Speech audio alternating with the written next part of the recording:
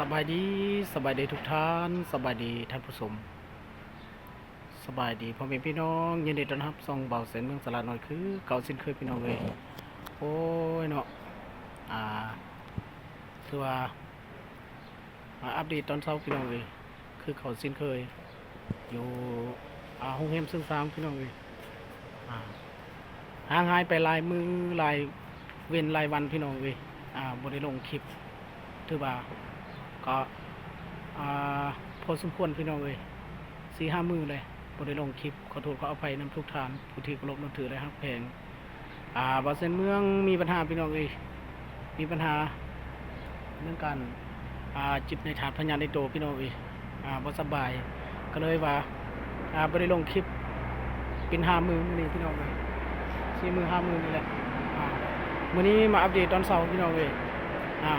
คือเก่าเส้นเคยมาเวียกคือเก่าพี่น้องเลยมื้อนี้ก็มือวันที่19พี่น้องเลยของเดือนธันวา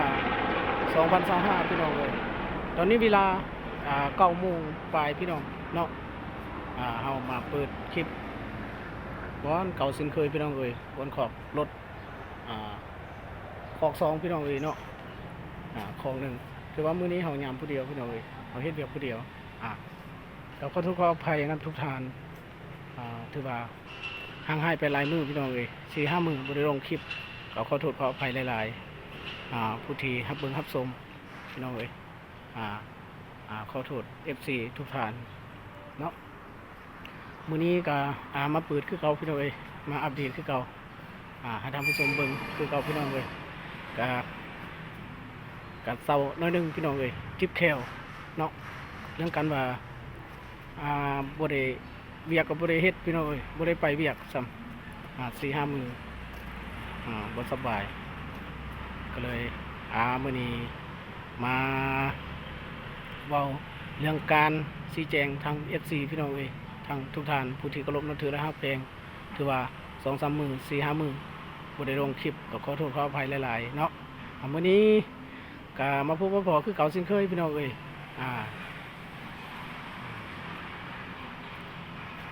นี่อันนี้เป็นขอก1พี่น้องเอ้ยขอกที่1ที่บนเฮายาม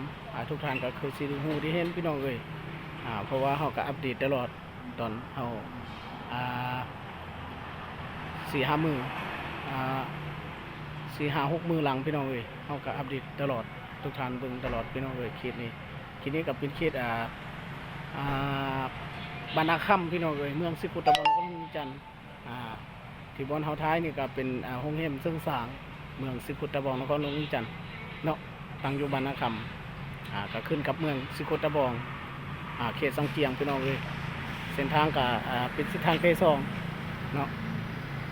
พี่ตอนเช้าให้ทุกท่านสิได้ฮู้ได้เห็นพี่น้องเอ้ยเนาะห่างหายไปหลายมื้อก็คือบ่าวเส้นเมืองสระน้อยเว้าหั่นแหละพี่น้องเอ้ยเนาะ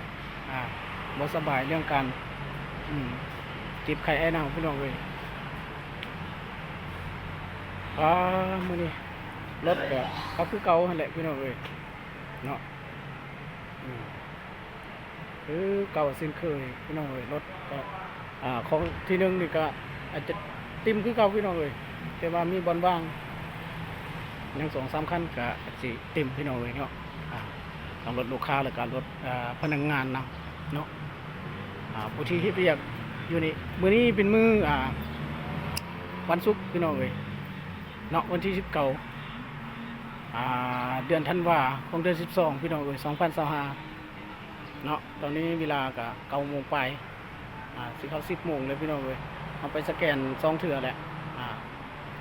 สแกน7 โมงแล้วก็มี9 โมงแล้วก็มี11 โมง2 ชั่วโมงสแกนเท่านึงพี่น้องเอ้ยทักทายสบายดีพี่น้องเอ้ยเนาะ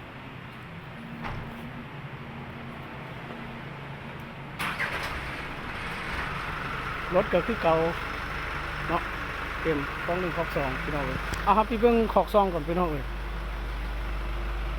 ขอก2ก็หลายตึกพี่น้องเอ้ยสิประมาณ4-5 คัน6-8 คันนะพี่น้องเอ้ยเนาะมีรถลูกค้าพี่น้องเอ้ยเนาะ1 2 3 4 5 6 คันพี่น้องเอ้ยรถใหญ่ก็บ่หลายมื้อนี้เฮา หรือว่าเฮาเฮ็ดผู้เดียวเนาะผู้หนึ่งบ่มาโอ้ยมือมามือบ่มาพี่น้องเอ้ยเบิดเดียวมาเบิดเดียวบ่มาก็บ่เป็นหยังพี่น้องเอ้ยเฮาก็เฮ็ดตามการตามหน้าที่เฮาเนาะเด้บรรยากาศโอ้สวยงามพี่น้องเอ้ยวันนี้เป็นมื้อวันศุกร์พี่น้องเอ้ยสุขสันต์วันดีเด้อทุกคนตาไว้อะ